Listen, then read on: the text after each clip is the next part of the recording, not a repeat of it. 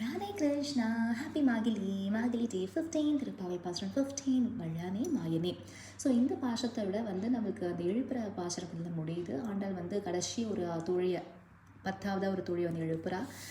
அவளுக்கும் உள்ள இருக்கிற அந்த தோழிக்கும் நடக்கிற அந்த உரையாடல் தான் இந்த பாசுரமில் பெருசாக பேசப்பட்டிருக்கு. ஸோ பார்ப்போம்.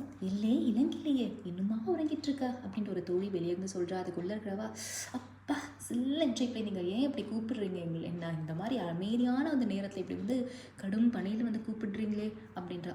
நீ எங்களுக்கு முன்னாடியே எழுந்து எங்களுக்கு கூப்பிடுறேன்னு சொல்லிட்டு நீ இன்னுமா தூங்கிட்டு இருக்க அப்படின்ட்டு வெளியே இருக்கிறவா சொல்கிறா. அதுக்கு உள்ள தோழி சொல்கிறா, அப்பப்பா நான் மட்டும் எழுந்திருக்காத மாதிரி பேசாதீங்கோ, எல்லாம் வந்துட்டாங்களா அப்படின்ட்டு கேட்குறா.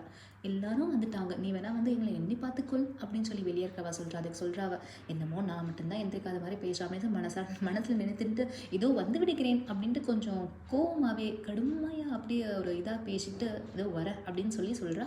அப்போ ஆண்டாள் சொல்கிறா, குவாலையா பீடம் அப்படின்ற யானையை கொன்றவனும் எதிரிகளுக்கெல்லாம் ஒரு வாய்ப்பு கொடுத்து அதுலேயும் திருந்தலனா அவளையும் கொன்றவனுமான அந்த கண்ணபிராணி நம்ம பாட வேண்டாமா, சீக்கிரம் விரைந்து வா அப்படின்னு கூப்பிடுறா. பாசனம் இலங்கிலேயே இந்த முறங்குதியோ சின்னங்கள் என் மீன் நங்கை மேல் போதகின்றேன் வல்லை உன் கட்டுரைகள் பண்டே உன் வாயிரதும் வல்லீர்கள் நீங்களே நானேதான் ஆயுத ஒல்லை நீ போதே உனக்கு இந்த வேறுடைய எல்லாரும் போந்தார் போந்தென்னிக்கொள் வல்லானை கொன்றானை மாற்றாரை மாற்றழிக்க வல்லானை மாயனை பாடையிலோரின் பாவாய். அர்த்தம், திருவள்ளர் செல்வமே இளமை இனிமை பொருந்திய பசங்கிலியே என்ன இது இன்னுமா உனக்கு உறக்கம், இன்னும் உறங்கிக் கொண்டிருக்கிறாய்.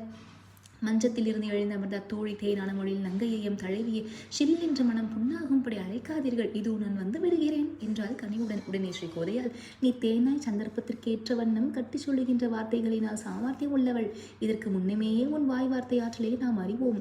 இனிமையாக கூந்தல் சரிய மார்பில் முத்து பவள மாழைகள் சற்று அசைய நிமிர்ந்து அமர்ந்து கூறினாள் தோழி, நீங்கள் தான் சாமர்த்தியசாலிகள். சரி நீங்கள் கூறுகின்றபடி நான் தான் சாமர்த்தியசாலியாகவே இருந்தாலும் இருக்கட்டும் என்றால் வெடிக்கின்ற புன்மருகள் தவழ கனிவுடன் கண்ணல் என குரலில் ஸ்ரீ கோதையால், உனக்கு மட்டும் தனந்தனையே வேறு பணி என்ன உள்ளது என்று வினவினால். மேலும் சற்று துணியுடன், ஆமாம் என்னை மட்டும் எழுப்ப வந்து விட்டாயே என்று மனதிற்குள் நினைத்த வண்ணம், எல்லாரும் வந்துவிட்டார்களோ என்று கேட்டல தோழி.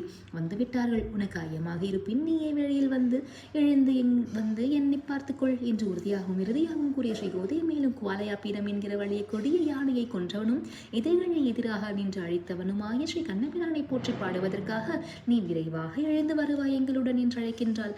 ஸ்ரீ கண்ணா, கமலக்கண்ணா, கருணை பொழிவாய், போற்றி போற்றி. ராதே கிருஷ்ணா. டால் திருவடிகளே சரணம்.